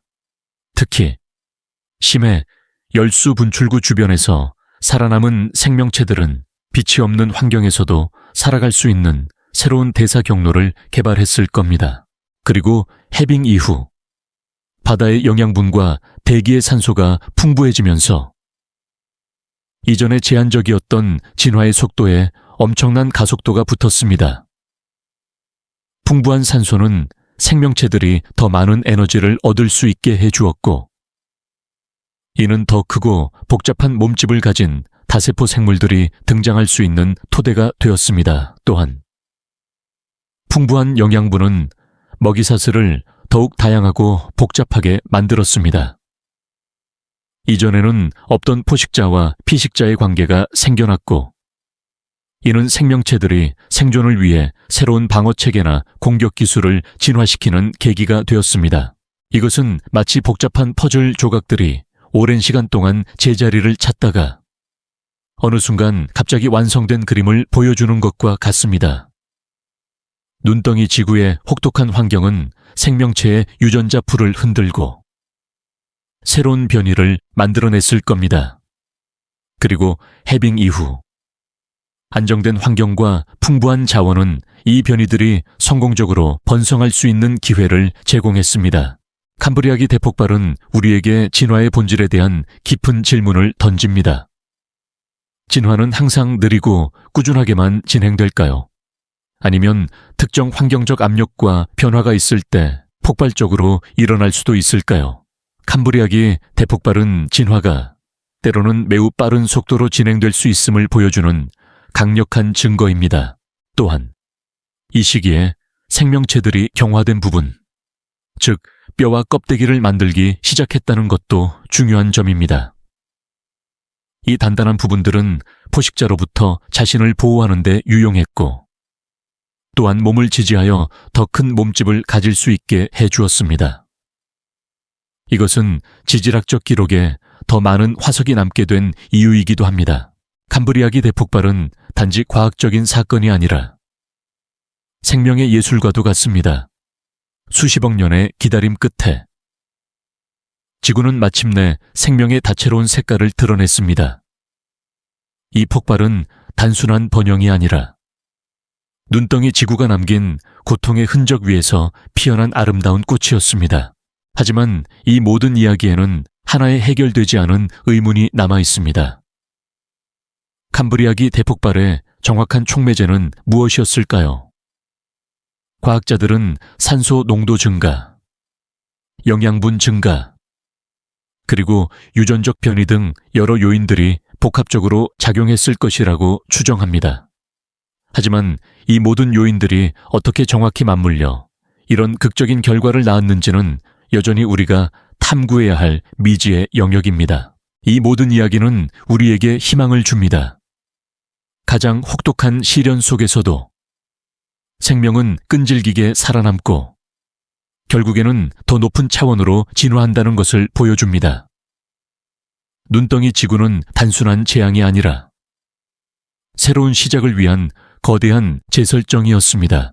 다음 이야기에서는 이 모든 극적인 사건이 우리에게 남긴 흔적들, 즉 얼음 아래의 기억에 대해 이야기해 보겠습니다.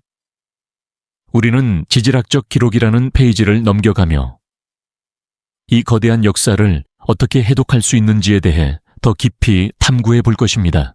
우리는 이제 시간의 흐름을 거슬러 올라와 과거의 흔적을 찾아 현대의 과학자들과 함께 탐험하는 순간에 도달했습니다.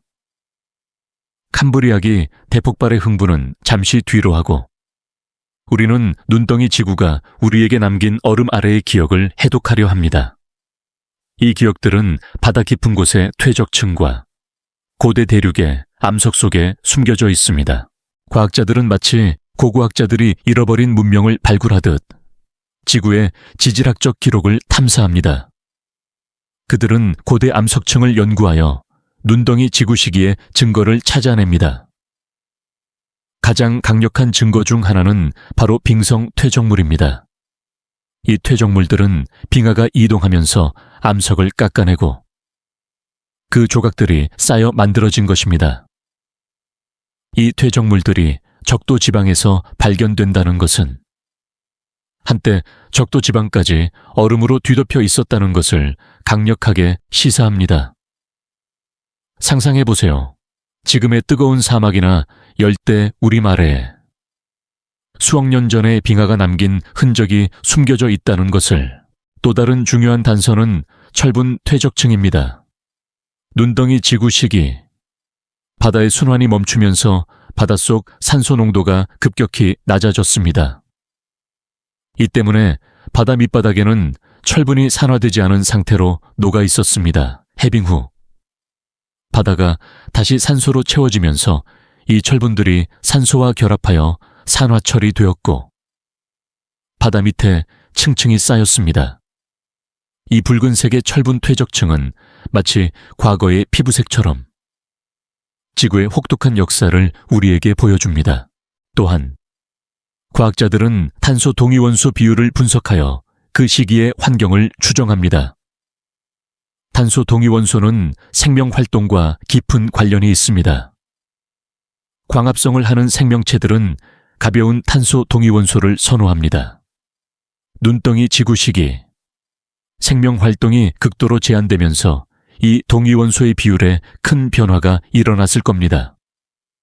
지질학적 기록에서 발견되는 특이한 탄소 동위원소 비율은 그 당시 생명체가 거의 존재하지 않았거나 혹은 매우 다른 방식으로 살았다는 것을 암시합니다. 이 모든 지질학적 기록들은 마치 파편화된 기억 조각처럼 눈덩이 지구의 서사시를 재구성하는 데 사용됩니다. 하지만 이 기억들은 완벽하지 않습니다. 많은 부분이 침식되거나 변형되었기 때문입니다. 그래서 과학자들은 이 기록들을 해독하기 위해 마치 고대 언어를 해석하듯 복잡한 지질학적, 화학적 지식을 동원합니다. 이러한 연구 과정에서 하나의 해결되지 않은 의문이 남아 있습니다. 눈덩이 지구가 정확히 몇 번 일어났을까요, 사실? 지질학적 기록은 눈덩이 지구와 비슷한 시기가 여러 번 있었다는 것을 시사합니다. 하지만 각각의 사건이 어떤 원인으로 시작되었고 어떤 방식으로 끝났는지에 대한 세부적인 내용은 아직 연구가 진행 중입니다. 이것은 마치 여러 권으로 된 고대 역사책의 일부 페이지가 사라진 것과 같습니다. 우리는 그 이야기의 핵심은 알지만 모든 세부 사항은 알지 못합니다. 이 모든 이야기는 우리에게 지구의 역사가 우리가 생각하는 것보다 훨씬 더 복잡하고 예측 불가능하다는 것을 보여줍니다. 지구는 단순히 생명체가 살고 있는 행성이 아니라 스스로 진화하고 변화하는 살아있는 존재입니다. 눈덩이 지구의 기억은 우리에게 지구의 회복력과 유연성에 대한 깊은 통찰을 제공합니다. 그것은 가장 혹독한 시련 속에서도 지구는 스스로를 치유하고 새로운 생명을 탄생시킬 수 있다는 것을 말해줍니다. 우리는 이 모든 과거의 흔적들을 통해 현재의 우리의 위치를 이해할 수 있습니다. 우리가 지금 살고 있는 이 편안한 세상은 수억 년에 걸친 혹독한 겨울과 극적인 변화의 결과물입니다. 이 모든 역사는 우리에게 겸손함을 가르쳐 줍니다. 우리는 지구의 거대한 시스템의 작은 일부일 뿐이며 그 시스템을 이해하고 존중해야 한다는 것을 말이죠.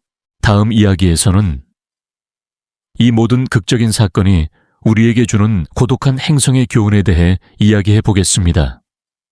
우리는 우주 속에서 우리의 위치와 그리고 행성 자체의 회복력에 대한 철학적 성찰을 담아내려 합니다. 이 이야기는 과거를 돌아보며 현재와 미래를 생각하게 하는 시간이 될 것입니다. 우리는 이제 6천만 년에 걸친 눈덩이 지구의 서사시를 거의 마무리하는 단계에 이르렀습니다. 이 이야기는 단순히 과거의 지질학적 사건에 대한 기록이 아니라 우리에게 깊은 철학적 교훈을 던져줍니다. 우리는 이 고독한 행성이 겪었던 시련을 통해 우주 속에서 우리의 위치와 그리고 행성 자체의 놀라운 회복력에 대해 사유해 보려 합니다. 첫 번째 교훈은 바로 행성 자체의 회복력입니다. 눈덩이 지구는 인간의 도움 없이 오직 스스로의 힘으로 가장 혹독한 시련을 극복했습니다. 화산의 불꽃, 대륙의 풍화작용, 그리고 바다의 순환과 같은 자연의 시스템들은 수백만 년에 걸쳐 서로 작용하며 지구를 다시 따뜻한 행성으로 되돌려 놓았습니다. 이것은 마치 지구 자체가 하나의 거대한 유기체처럼 스스로를 치유하고 균형을 되찾을 수 있는 놀라운 능력을 가지고 있음을 보여줍니다. 우리는 흔히 지구를 정적인 존재로 생각하지만 눈덩이 지구의 역사는 그 생각이 얼마나 순진한지를 일깨워 줍니다. 지구는 살아 숨쉬는 끊임없이 변화하는 존재입니다. 그것은 우리에게 겸손함을 가르쳐 줍니다. 우리가 아무리 지구의 환경을 바꾸려고 해도 지구는 우리가 생각하는 것보다 훨씬 더 거대하고 강력하며 그리고 우리의 시간 개념을 훨씬 뛰어넘는 방식으로 스스로를 조율할 수 있습니다. 두 번째 교훈은 생명의 끈기입니다. 빛이 사라진 어둠 속에서 거대한 압력과 혹독한 온도 변화를 견디며 살아남은 생명체들의 이야기는 우리에게 깊은 감동을 줍니다. 그들은 단순히 살아남은 것이 아니라 주어진 환경에 맞춰 스스로를 변화시키고 새로운 방식의 생존 전략을 만들어냈습니다. 심해 열수 분출구 주변에서 화학 합성을 이용해 살아간 미생물들의 이야기는 생명이 얼마나 다양한 방식으로 존재할 수 있는지, 그리고 얼마나 놀라운 적응력을 가지고 있는지를 보여줍니다. 이것은 우주 생물학자들에게 매우 중요한 시사점을 던져줍니다. 외계 생명체를 찾을 때 우리는 태양과 비슷한 항성 주위의 행성만을 볼 필요가 없습니다. 눈덩이 지구의 이야기는 얼음으로 덮인 위성의 바닷속에서도 생명이 번성하고 있을 가능성을 열어주었습니다. 생명은 우리가 상상하는 것보다 훨씬 더 강하고 유연하며 그리고 창의적입니다. 세 번째 교훈은 우주 속에서 우리의 위치입니다. 눈덩이 지구 시기 동안 우리의 행성은 우주의 광대한 무대 위에서 홀로 고독하게 버텨냈습니다. 다른 행성들은 변함없이 자신들의 궤도를 돌았고 우리의 고통을 알지 못했습니다. 이 고독함은 우리에게 우리가 얼마나 특별하고 동시에 얼마나 작은 존재인지를 깨닫게 해줍니다. 지구는 수많은 우주적 사건들 속에서 기적적으로 생명을 품어냈고 우리는 그 기적의 결과물입니다. 이러한 성찰은 우리에게 책임감을 부여합니다. 우리는 이 특별한 행성을 보호하고 그 역사를 기억해야 할 의무가 있습니다. 눈덩이 지구의 이야기는 과거의 이야기일 뿐만 아니라 미래의 경고등이기도 합니다. 지구는 스스로를 치유할 수 있지만 그 과정은 수백만 년이 걸립니다. 우리는 그 정도의 시간을 가지고 있지 않습니다. 우리가 지금 지구의 기후에 미치는 영향은 눈덩이 지구가 시작되었을 때의 미세한 변화와 비교될 수 없을 정도로 빠르고 강력합니다. 이 모든 이야기는 우리에게 하나의 미해결 질문을 남깁니다. 지구는 미래에 다시 눈덩이 지구가 될 수 있을까요? 과학자들은 지금의 태양 밝기와 대기 구성상 다시 눈덩이 지구가 될 가능성은 매우 낮다고 이야기합니다. 하지만 우리가 초래한 급격한 기후 변화는 예측 불가능한 결과를 낳을 수 있습니다. 자연의 시스템이 우리의 시간 개념을 훨씬 뛰어넘는다는 것을 기억해야 합니다. 이 모든 이야기는 우리에게 희망을 줍니다. 가장 혹독한 시련 속에서도 생명은 끈질기게 살아남고 결국에는 더 높은 차원으로 진화한다는 것을 보여줍니다. 눈덩이 지구는 단순한 재앙이 아니라 새로운 시작을 위한 거대한 재설정이었습니다. 다음 마지막 이야기에서는 이 모든 과거의 경험을 토대로 미래의 새벽에 대해 이야기해 보겠습니다. 우리는 현재 직면한 기후 문제와 미래에 대한 희망을 이야기하고 우리의 역할에 대해 조용히 사유하며 이 모든 이야기를 마무리할 것입니다. 우리는 이제 모든 역사의 조각들을 모아 현재 우리가 서 있는 이 순간을 바라보는 시간을 가져야 합니다. 6천만 년에 걸친 눈덩이 지구의 혹독한 겨울과 극적인 해빙, 그리고 생명의 대폭발에 대한 이야기는 과거의 기록일 뿐만 아니라 바로 지금 우리가 걷고 있는 길에 대한 강력한 경고이자 교훈입니다. 우리는 이제 미래의 새벽을 향해 걸어가며 이 거대한 서사시가 우리에게 어떤 메시지를 던지는지 조용히 사유해 보겠습니다. 눈덩이 지구의 이야기는 우리에게 자연의 힘과 시간의 개념을 다시 한번 생각하게 합니다. 우리는 종종 자연을 우리가 통제할 수 있는 대상으로 여기곤 합니다. 하지만 눈덩이 지구의 역사는 지구가 우리보다 훨씬 더 거대하고 강력하며 그리고 우리의 시간 개념을 훨씬 뛰어넘는 방식으로 스스로를 조율할 수 있다는 것을 보여줍니다. 수백만 년에 걸친 느린 화산 활동이 결국 지구를 구원했듯이 자연의 시스템은 우리가 생각하는 것보다 훨씬 더 느리게, 그러나 더 강력하게 작동합니다. 이것은 우리가 현재 직면한 기후 문제에 대한 중요한 시사점을 던져줍니다. 우리는 산업혁명 이후 불과 수백 년 만에 대기 중 이산화탄소 농도를 급격하게 증가시켰습니다. 눈덩이 지구를 해빙시킨 이산화탄소의 축적은 수백만 년에 걸쳐 이루어졌습니다. 하지만 우리는 그 과정을 단 몇 세기 만에 압축시켰습니다.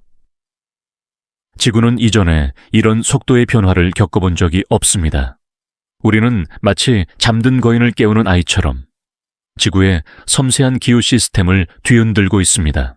하지만 이 이야기는 단순히 절망만을 이야기하지 않습니다. 그것은 우리에게 희망을 줍니다. 가장 혹독한 시련 속에서도 생명은 끈질기게 살아남고 결국에는 더 높은 차원으로 진화했습니다. 눈덩이 지구의 바닷속에서 살아남은 미생물들과 이후에 캄브리아기 대폭발을 통해 등장한 다양한 생명체들은 생명의 놀라운 회복력을 보여줍니다.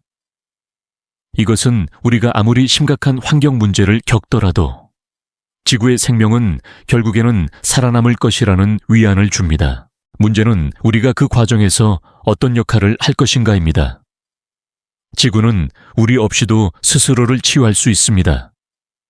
하지만 그 과정은 수백만 년이 걸릴 수 있습니다. 그리고 그 시간 동안 우리의 문명은 살아남지 못할 수도 있습니다. 우리가 지금 할 수 있는 최선은 지구의 자연적인 회복 과정을 방해하지 않고 오히려 그 과정을 도울 수 있는 방법을 찾는 것입니다. 이것은 우리에게 책임감을 부여합니다. 우리는 단순한 지구의 거주자가 아니라 지구의 미래를 함께 만들어가는 동반자입니다. 우리는 과거의 역사를 배우고 그 교훈을 통해 현재의 행동을 결정해야 합니다.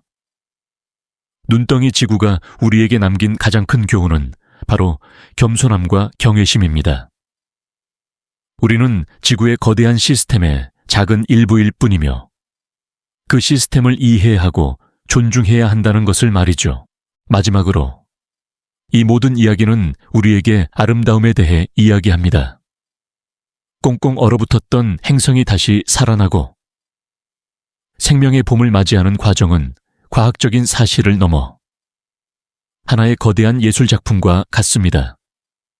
그 속에는 파멸과 구원, 고통과 희망이 모두 담겨 있습니다. 우리는 이 모든 이야기를 통해 우리가 사는 이 행성이 얼마나 특별하고 동시에 얼마나 연약한 존재인지를 다시 한번 깨달아야 합니다. 이 모든 이야기는 밤하늘의 불꽃처럼 우리에게 깊은 영감과 사색의 씨앗을 남깁니다. 그 씨앗은 우리의 마음속에 심어져 미래에 대한 우리의 행동을 이끌어 줄 것입니다. 이제 우리의 긴 여행은 끝났습니다. 우리는 수억 년 전 얼어붙은 지구의 차가운 표면에서부터 생명이 다시 꽃피는 따뜻한 바다까지 함께 걸어왔습니다.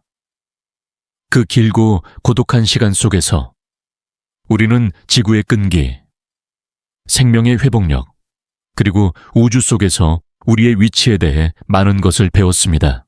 이제 천천히 눈을 뜨고 여러분이 있는 공간으로 다시 돌아오세요. 혹시 방 안에 희미한 빛이 들어오고 있지는 않나요? 창밖의 공기는 어떤 온도를 하고 있나요? 이 모든 순간들이 바로 과거의 혹독한 겨울을 이겨낸 지구의 아름다운 선물이라는 것을 기억해 주세요. 마지막으로 한 번 더 여쭤보고 싶네요. 지금 당신이 머무는 곳은 어디인가요? 그곳의 시간은? 지금 이 순간 어떻게 흐르고 있나요? 그 모든 순간들이 소중하고 아름답기를 바랍니다. 편안히 주무세요. 나의 동반자여, 당신이 언제 어디에 있든 달콤한 꿈 꾸시길 바랍니다.